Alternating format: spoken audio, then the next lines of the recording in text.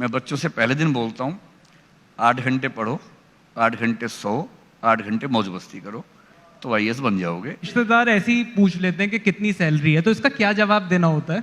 अगर इतनी है कि उनको डरा सकते हैं तो बता दीजिए, और नहीं तो थोड़ा दबाव बनाना ही है, थोड़ा बढ़ा के बोल दीजिए, कौन चेक कर रहा है। क्योंकि वो इसीलिए पूछ रहे हैं कि वो आपसे कंपेयर करना चाह रहे हैं, और जो इतना कंपेयर करता है उसको थोड़ा सा दुख देना लाजमी है। थोड़ा सा बढ़ा के बोल दीजिए, इतना लाजमी है। पढ़ाई करते करते मुझे गर्लफ्रेंड की बहुत याद आती है, मैं क्या करूं?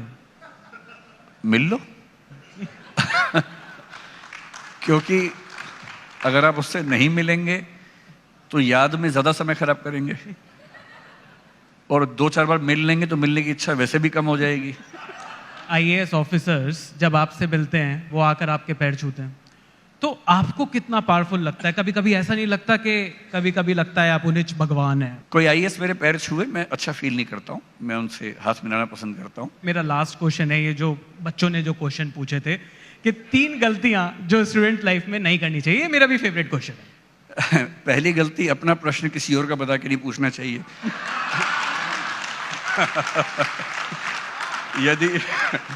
यदि आप कोई सवाल पूछना चाह रहे हैं तो अपने सीने पे रख के बोलिए कि मेरा सवाल है।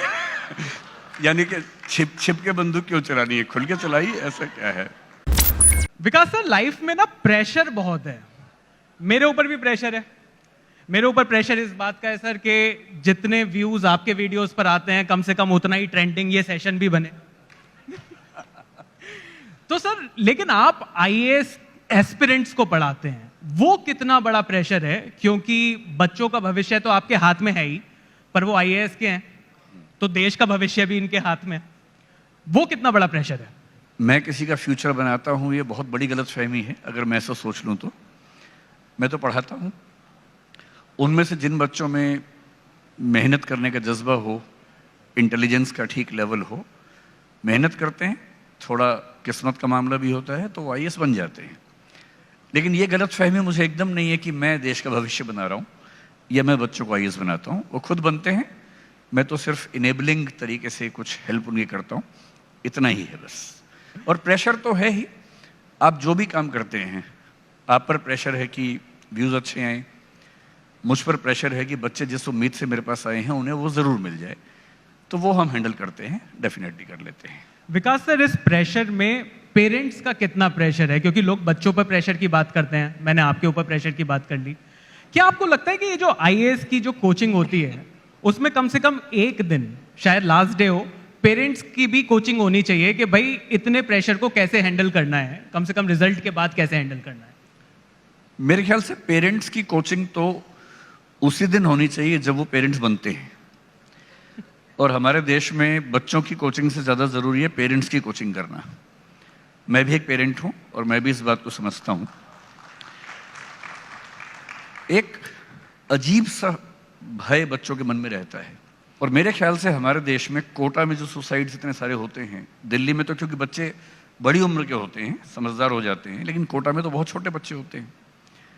और यदि बच्चे सुसाइड करते हैं तो मैं साफ साफ कह रहा हूँ, एक बहुत प्रसिद्ध कविता है, उसकी एक लाइन है, दिखाई दे या ना दे पर शामिल ज़रूर होता है, हर खुदकुशी में दरअसल हत्यारा शामिल होता है। खुदकुशी खुदकुशी नहीं होती, हत्या होती है। अंतर सिर्फ इतना है कि वो एक आदमी ने मर्डर नहीं किया, समाज ने मिलकर किया है, और जब समाज मर्डर करता है तो वो खुदकुशी उसका नाम है।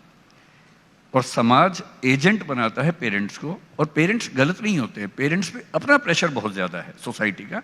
मैं ये नहीं कह रहा कि पेरेंट्स को टांग दीजिए, पेरेंट्स पर भी बहुत प्रेशर है, लेकिन पेरेंट्स को समझना पड़ेगा कि अगर समाज के प्रेशर को उन्होंने बढ़ा के या उतना का उतना बच्चे पर डाल दिया तो फिर पेरेंट होने का मतलब क्या हुआ। तो पेरेंट्स को तो ढाल होना चाहिए अपने बच्चों के लिए, ना कि और प्रेशर क्रिएट करने वाला मैकेनिज्म होना चाहिए। तो उनकी ट्रेनिंग जरूरी है। सर, थोड़ा सा आपके टीचिंग स्टाइल की बात करते हैं। विकास सर, मैंने सुना है कि आप इंग्लिश में भी कोचिंग लेते हैं, पर उसमें आप 40% हिंदी बोलते हैं। ये क्या बात है? मतलब इंग्लिश बोलना इतना जरूरी, इंग्लिश में पढ़ाना इतना जरूरी, अगर हिंदी फिर भी बोलनी पड़ रही है तो? या कोई और कहानी है इसकी? नहीं, इसकी दूसरी कहानी है। मतलब हमें अंग्रेजी बोलने में दिक्कत नहीं है। जो बच्चे आईएएस के लिए पढ़ने आते हैं हमसे, उनमें से 90% वो हैं इंग्लिश मीडियम में, जो इंग्लिश मीडियम के बच्चे हैं। इंग्लिश उनके लिए लिखने का मीडियम है, समझने का नहीं है। और कम से कम जोक्स का तो एकदम नहीं है, हंसी मजाक का तो एकदम नहीं है। So when I took the first class in English medium, I continued in English for almost 3 hours, and then one of the students asked me, कि sir, you are speaking in English. मैंने कहा that's what I'm supposed to. This is an English medium class. तो बच्चों ने मुझे कहा नहीं sir, English medium का मतलब हम जो समझते हैं, आप लिखवा इंग्लिश में दीजिए, टर्म्स इंग्लिश की यूज कीजिए, पर बोलिए हिंदी, क्योंकि हमें समझ हिंदी में आता है। And this is good. We are using English as a cognitive language, language of learning. Why should we use English as the mother tongue? Why should we use English as the language of jokes and humor? हम अपने तरीके से use करेंगे भाषा को। पर sir English speaking वालों का कोई एज है क्या हिंदी बोलने वालों के ऊपर? जरूरी नहीं है। इज्जत तो उन्हें ज्यादा मिलती है। हाँ, ये है हमारे समाज में, यदि कोई इंग्लिश बोले तो लोग मान लेते हैं कि ये बहुत ही समझदार व्यक्ति है, चाहे वो कितनी भी खराब बात बोल रहा हो। और हिंदी वाले को एक प्रेशर होता है ये साबित करने का कि नहीं, मैं अच्छी बात बोल सकता हूँ।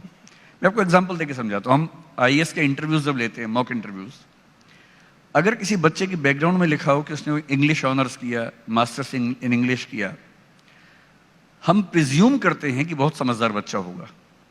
कई बार गलत भी साबित हो जाता है। और अगर कोई बच्चा संस्कृत से या उर्दू से या अरेबिक से पढ़ के आया हो, हमारी प्रिजम्पशन होती है कि उस बच्चे के पास बहुत कम चीज़ें होंगी, विजडम कम होगी। गलत प्रिजम्पशन है। उस बच्चे को कम से कम 10 मिनट तो ये साबित करने में लगते हैं कि नहीं, मैं भी समझदार हूँ, और उसके बाद फिर वो अपने आप को साबित करता है। ये सोशल प्रॉब्लम है। हमारी सोसाइटी इंग्लिश को ओवर वैल्यू करती है, जबकि भाषा क्या है? आप जिस समाज में रहते हैं वहाँ की भाषा बोलते हैं। It's as simple as that.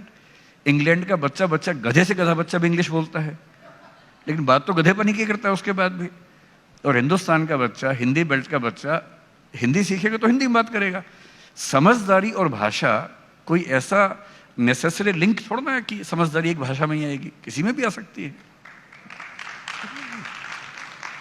Sir youngsters को पढ़ाने के लिए आप भी ह्यूमर का सहारा लेते हो। बहुत सारे लोग अब ह्यूमर का सहारा लेने लगे हैं।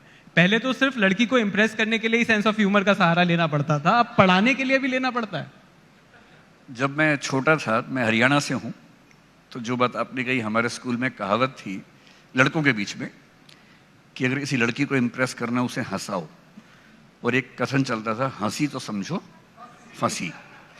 तो हम तो उसी जनरेशन से सुन के बड़े हुए। पर मैंने पाया पढ़ाते हुए, क्योंकि हमारे यहाँ क्लासेस काफ़ी लंबी होती है, 3 घंटे की एक क्लास होती है, और कभी कभी आधे घंटे के ब्रेक के बाद फिर 3 घंटे, फिर 3 घंटे, कभी कभी ऐसा भी होता है रेयर सिचुएशंस में, वैसे 3 घंटे की।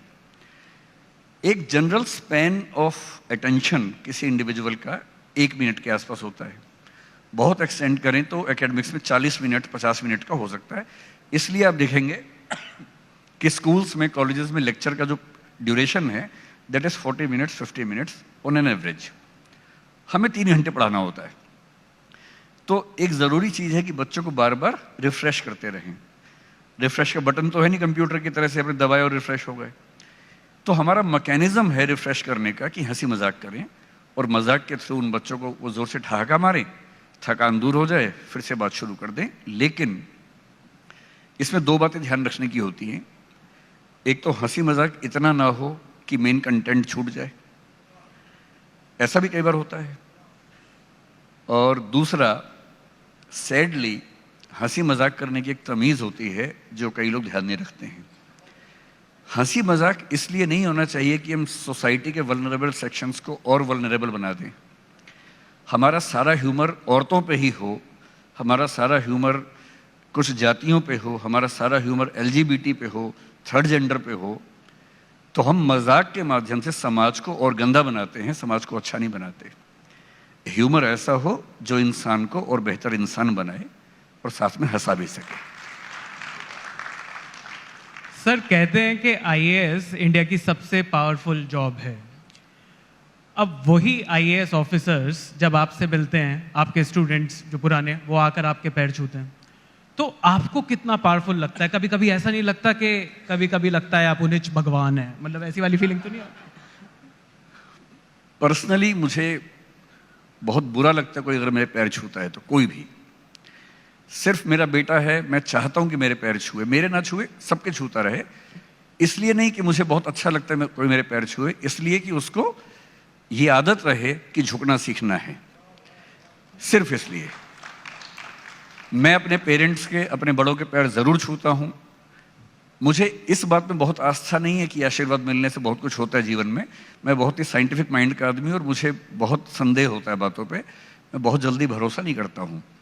मुझे बहुत भरोसा नहीं है कि आशीर्वाद से कुछ होता है जीवन में, सिवाय इसके कि अच्छी फीलिंग होती है। अच्छी फीलिंग से आप सच में कुछ अच्छा कर लेते हैं, इस सेंस में होता है। पर ह्यूमिलिटी आती है, विनम्रता आती है, इसलिए पैर छूना मुझे अच्छा लगता है। कोई आईएएस मेरे पैर छुए, मैं अच्छा फील नहीं करता हूँ, मैं उनसे हाथ मिलाना पसंद करता हूँ।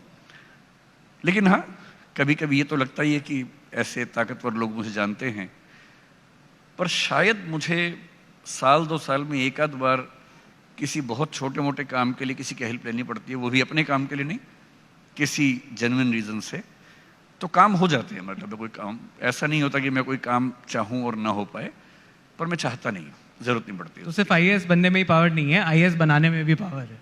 बहुत पावर है, आईएएस बनाने में बहुत पावर है।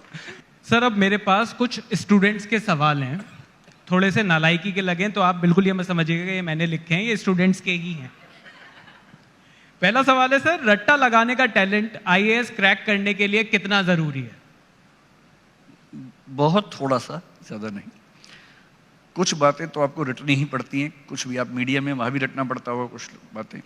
जैसे यहाँ आपका ऑप्शन है कि आप कार्ड लेके आ सकते हैं, यूपीएससी में ऑप्शन नहीं होता ये वाला, तो उनको याद करना पड़ता है। अब जैसे मैप है, इंडिया का मैप है, इंडिया के लेफ्ट में पाकिस्तान है, ये कोई लॉजिक की बात तो है नहीं, तो याद ही करना पड़ेगा। पाकिस्तान के बाद अफगानिस्तान याद ही करना पड़ेगा। तो अब हिस्ट्री में किसी किंग के बाद दूसरा किंग आया है, याद ही करना पड़ेगा ना। So a lot of things are to be marked up, लेकिन रटना is only 10-15% of IAS preparation, बाकी अंडरस्टैंडिंग का मामला है। सर, अगला सवाल है कि पढ़ाई करते करते मुझे गर्लफ्रेंड की बहुत याद आती है, मैं क्या करूं?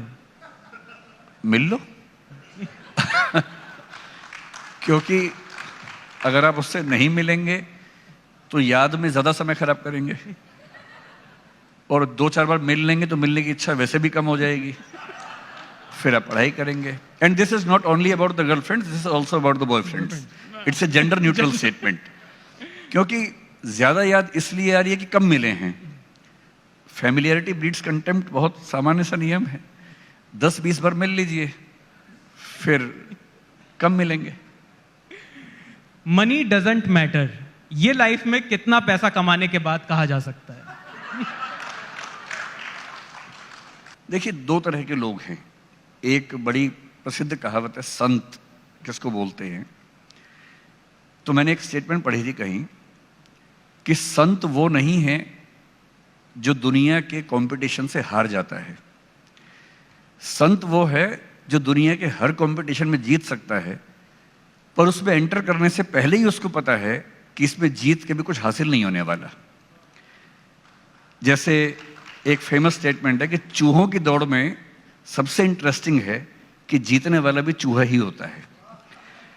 तो ये रियलाइजेशन किसी किसी को पैसा कमाने के बाद आता है, किसी को उसके बाद भी नहीं आता है, और किसी किसी को उसके पहले भी आ जाता है। तो कुछ लोगों की भूख कभी खत्म नहीं होती, कुछ की एक लेवल पे खत्म होती है, कुछ शुरुआत के समय ही खत्म कर लेते हैं। डिपेंड करता है कि उस व्यक्ति का व्यक्तित्व कैसा है, पर्सनैलिटी कैसी है।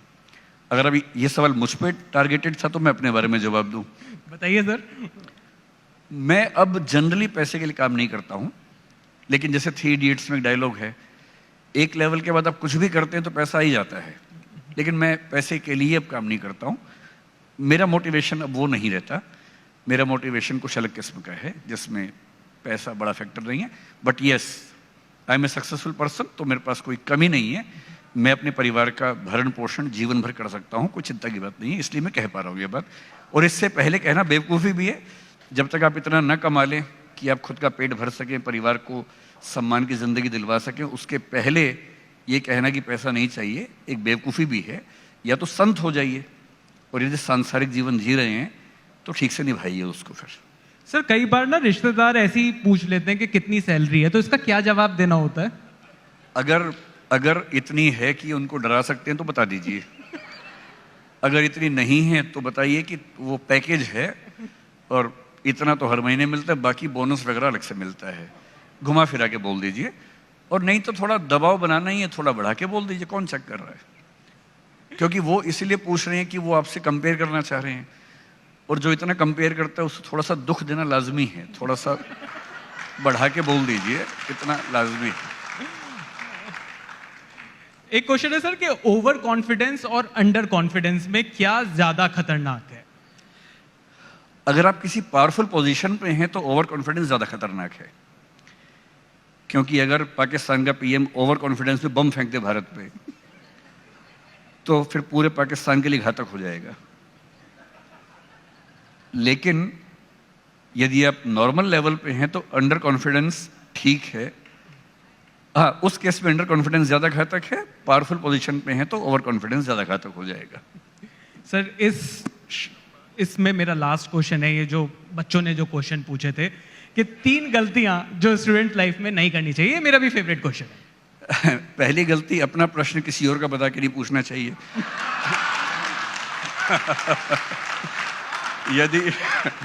यदि आप कोई सवाल पूछना चाह रहे हैं तो अपने सीने पे रख के बोलिए कि मेरा सवाल है।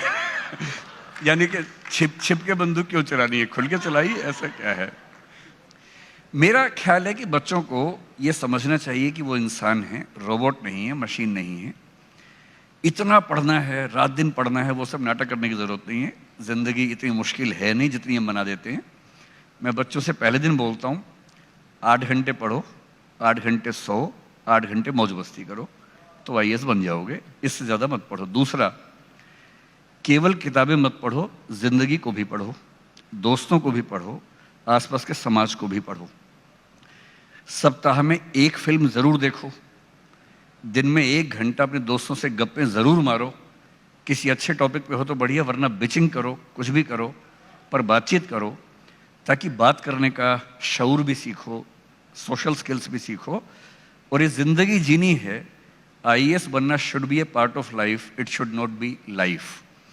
और मुझे एक American pragmatic philosopher 20th century के हैं, एजुकेशन में बड़ा अच्छा काम किया, जॉन डीवी, शायद आपने सुना होगा। सबसे अच्छी बात उनकी ये लगती है, education is not the preparation for life, it is life. इसको समझ लीजिए कि शिक्षा जीवन जीने की तैयारी नहीं है, शिक्षा ही जीवन है। जिंदगी भर जिससे सीखने को मिले सीखते रहिए। रिक्शा वाला भी कुछ ना कुछ सिखा देगा, कोई भी सिखा देगा, बस नज़र खुली रखिए, सीखते रहिए। एक बेहतर इंसान बनने का मौका हमेशा हमारे पास होता है, कभी रुकता नहीं है। Thank you so much sir, thank you so much.